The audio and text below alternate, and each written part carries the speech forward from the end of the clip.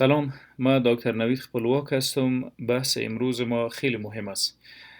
هر اچ پایلوری مثبت نیاز به معالجه نداره.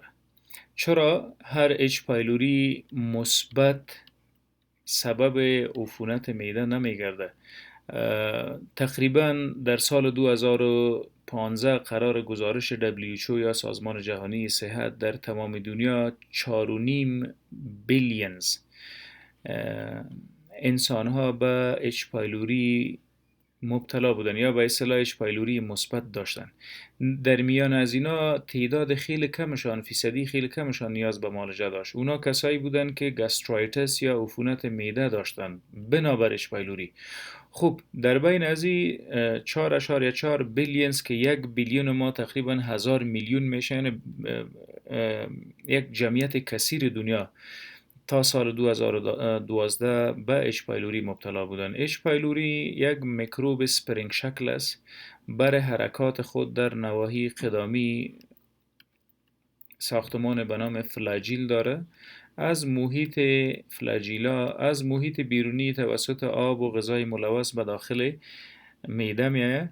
در معده با اولین چالش که روبرو میشه HCl یا تیزاب معده است و تیزاب معده بیشترین میکروبا با شمول اچ پایلوری را از بین میبره. ای که اچ پایلوری چگونه میتونه از تیزاب معده عبور بکنه؟ از خود ساختمان از وجود خود انزیم به نام یوریز افراز میکنه. این یوریز مواد ضد تیزاب یا امونیا یوریا را میسازه.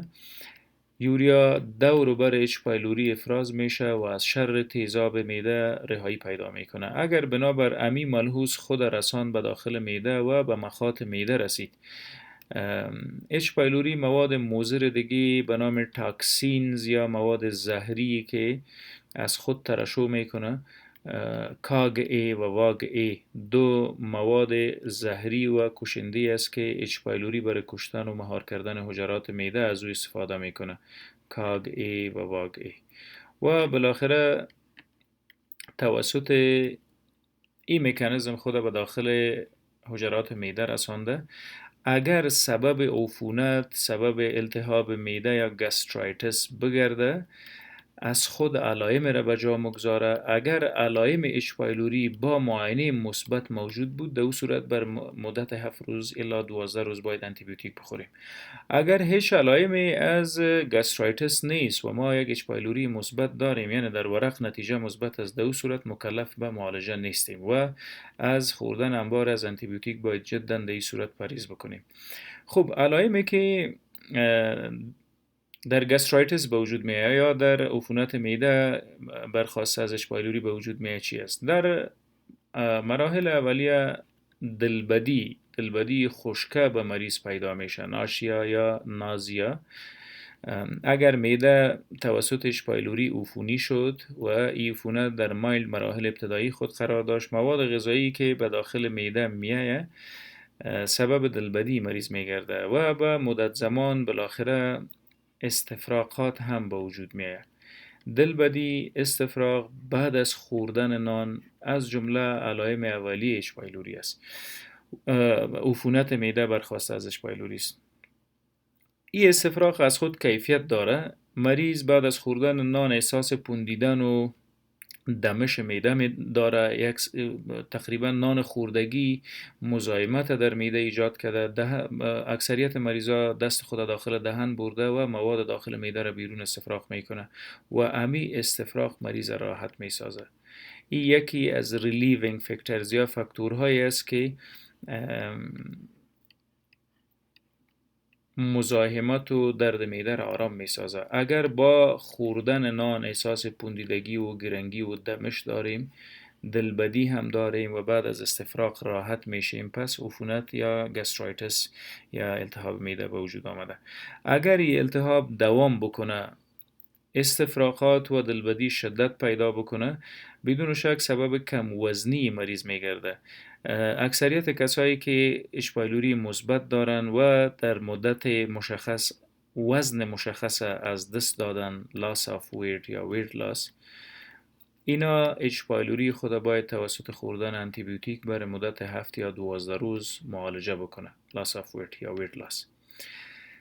خب اگر موضوع پیشرفته شود سالهای سال دوام بکنه گستریک السر یا زخم معده به وجود می آید و در او صورت دو مشاهده داریم. یکیش در گستریک السر یا زخم معده با استفراغی که به محیط بیرونی میشه هماتومسیس یا خون دیده میشه. گاهی اوقات این خون به شکل به رنگ قهوه‌ای که میلان به سیاهی داره می باشه و گاهی اوقات هم فرش بلد یا خون تازه را مریض استفراغ میکنه. اینا وضعیت های وخیم است که نه تنها اچ پایلوری را باید معالجه کنیم بلکه مراقبت های عاجل مریض هم باید در نظر داشته باشیم. خب اگر ما ستول انالیسیس ستول انتیژن مواد غایطه را معاینه کردیم همچنان ضوابط قویتر از این به دست داریم که اچ پایلوری مثبت است. اوکی مثبت است اما هیچ علائم یا سیمتومز در مریض نیست. نه دلبدی داریم، نه استفراغ داریم، نه سوء هاضمه موجود است. در او صورت به هیچ صورت معالجه و خوردن انتیبیوتیک در کار نیست. اکثریت مریضایی که نزد ما مراجعه میکنه اونا در اولین مرحله که تاریخش از مریض میگیریم به مجرد که هیستوری شروع شد خود مریض ادعا میکنه که من اچ پایلوری دارم. اوکی دوام میتیم هیستوری را یا تاریخچه را میره مریض به شکایات اجزای دیگه بدن. ما اچ پایلوری دارم، تختی پشتم درد میکنه، قبضیت دارم، شکمم باد داره و اتومات میره علائم امعای بزرگ یا علائم موجود در عفونت یا التهابی شدن غده پنکریاس خصوصا التهاب مزمن غده پنکریاس یا کرونیک پنکریاتایتس علائم چون اسهال، قبضیت، غرغر و درد خفیف در قسمت بالایی شکم داره.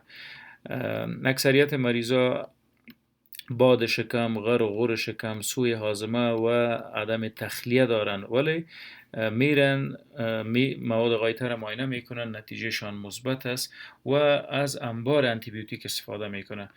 غرغر شکم، باد شکم، قبضیت، اسهال هیچ ربط به اچ پایلوری نداره بلکه اینا علائم است که توسط یا نشانه های است که توسط امراض امعا یا روده به وجود میاد. خب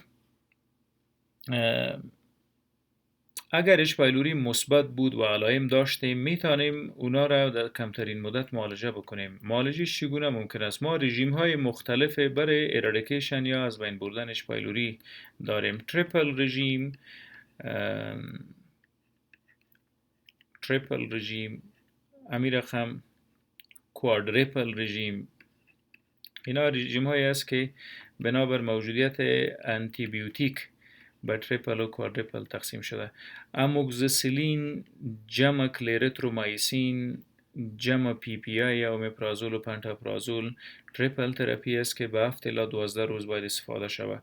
اگر نتیجه نداد رزیستنت بود اچ پایلوری میتونیم از اموکسیسیلین جمع میبرنازول انتی مایکروبیال و پی پی آی یا اومپرازول و پانتاپرازول برای مدت 7 یا 12 روز استفاده بکنیم.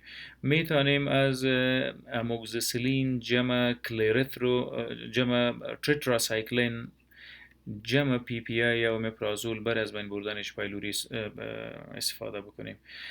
اگر بعد از خوردن انتیبیوتیک باز هم میبینیم که اچ پایلوری مثبت است دیگه نیاز به دوام معالجه نداریم چون اکثریت مریضا مبتلا به تشوشات روحی و روانی هستند. قهر و غصه و تشویش و اضطراب داره.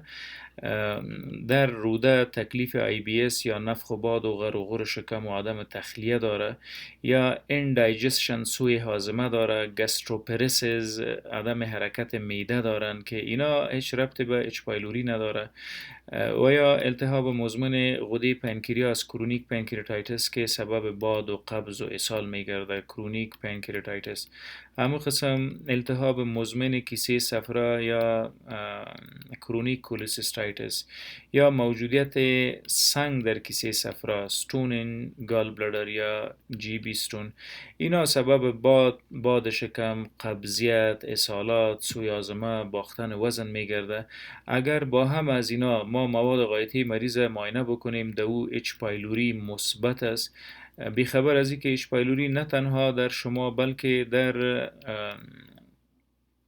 4.4 بیلیونز انسانهای دنیا مثبت است. اگر با علائم بود میتونیم از این رژیم های استفاده بکنیم و این رژیم هم نیاز نیست که سالهای سال باید بخوریم، یک بار یا 2 بار کافی است.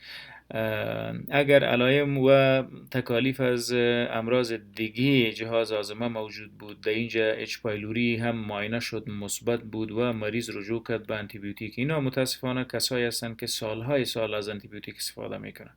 نه تنهایی که این ورقشان منفی میشه، چون اینا دنبال معالجه نیستن این افراد، تنها بنابر تکلیف روحی و روانی که دارن ورق تعقیب میکنن که چی وقت منفی میشه و برای خوردنش از انبار آنتیبیوتیک استفاده میکنن. اینا کسایی هستن که در کمترین مدت به تکلیف دیگه به نام دسبایوسیس مبتلا میشه. دسبایوسیس تکلیف بی‌دفاعی روده است که توسط خوردن آنتیبیوتیک به وجود میاد و متاسفانه جبران ناپذیر است. اگر بعد از خوردن آنتیبیوتیک زیاد بر مدت طولانی میکروب های نرمال روده یا گت فلورا از بین رفت، کشته شدن، دیگه مجال نیست که اینا را زنده بسازیم و امیست که مریض به امراض گوناگون دیگه چون روماتیزم مبتلا میشه. اگر روده جال شد، هر نوع مواد صلاحیت جذب پیدا میکنه و مواد بیگانه و تاکسین توسط سیستم دفاعی مورد حمله قرار میگیره. اگر این مواد در مفاصل جابجا شد، مفاصل تحت حمله قرار میگیره. اگر در مغز جابجا شد، مغز تحت حمله قرار میگیره و به این سلسله بعد از خوردن آنتیبیوتیک امراض گوناگون دیگه در بدن به وجود میاد. خب اگر با اچ پایلوری مثبت روبرو شدیم در مواد غایطه یا به هر نوع اچ پایلوری یا این میکروب در نتیجه مثبت داشت، هیچ علائم هم نداشتیم، علائم گاسترایتس یا التهاب معده البته که عبارت از استفراغ و دلبدی و موجودیت خون در مواد غایطه، موجودیت خون در استفراغ یا مواد غایطه سیاه‌رنگ، در اون صورت نیاز نیست که ما از آنتیبیوتیک استفاده بکنیم.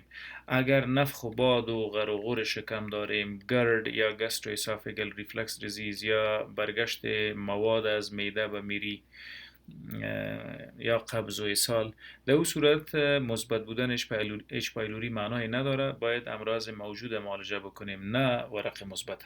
ممنون.